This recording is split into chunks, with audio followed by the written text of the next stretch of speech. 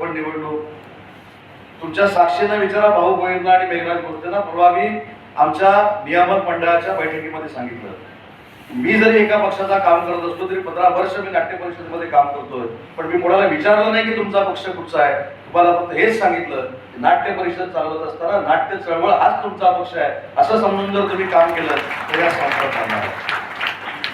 आणि या संस्था चालत असताना शासनाचं अनुदान मिळालं पाहिजे याच्याबद्दल दुर्मत असण्याचं काही कारणच नाही, पण त्याच्यामध्ये आपण राजकारण किती घुसवणार आहोत हा देखील आत्मचिंतनाचा विषय बनलेला आहे.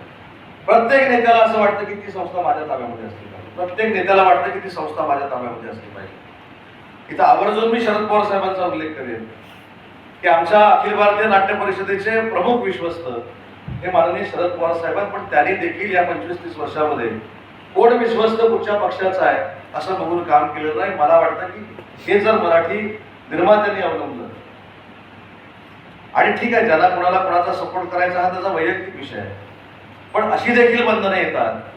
आणि म्हणून मी अनेक वेळा सांगितलंय, माझ्याबरोबर काम करताना तुमचा कुठचा पक्ष सांगायची गरज नाही.